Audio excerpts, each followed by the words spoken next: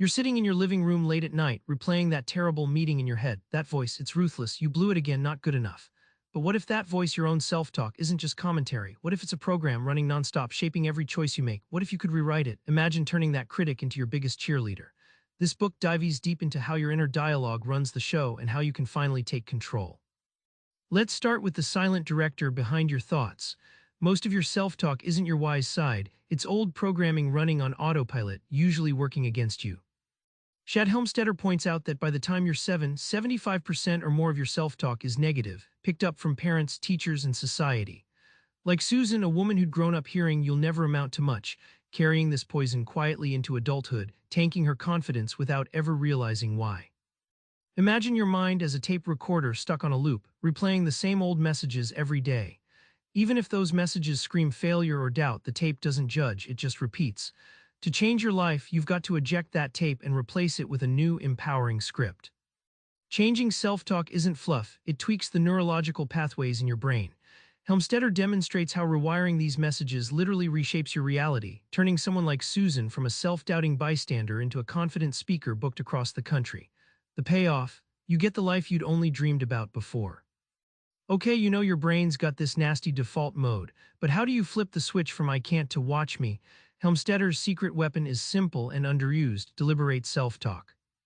Helmstetter tells of Jim, a man stuck in a dead-end job, who started repeating, "I am capable and confident" every morning. The catch? He didn't just think it, he said it aloud often. Over weeks, the stubborn self-doubt cracked, replaced by a tangible boost in how he presented himself at work. Using present tense phrases like "I am" instead of "I will" matters big time. It tricks your brain into believing these are happening now, not someday. Think of it as your mind's turbocharger, firing off dopamine hits for success already in progress. Here's the kicker: if you miss a day, it's not the end, but missing a week makes your progress evaporate. Helmstetter stresses consistency like brushing your teeth.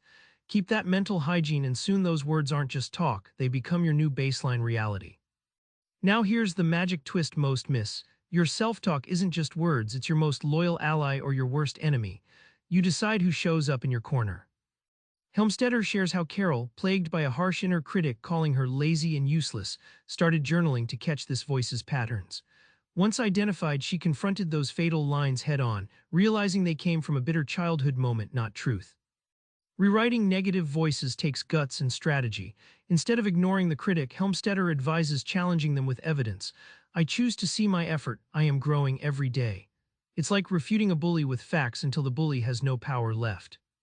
Every time you celebrate a small win, it turns mental circuits from dark to bright. Carol began noting even tiny successes, like finishing a workout or speaking up once in a meeting. Over time, these add up, transforming that saboteur voice into an encouraging sidekick. Remember that late-night meeting replay, your mind's tape recorder running old programs? Now you know you're the DJ, not just a listener. Your words to yourself aren't trivia, they're the foundation of your reality. So tonight, pick one negative thought you catch and rewrite it immediately. Say it out loud in the present tense. You'll be shocked how that one shift tilts your world. Subscribe for more book summaries like this one.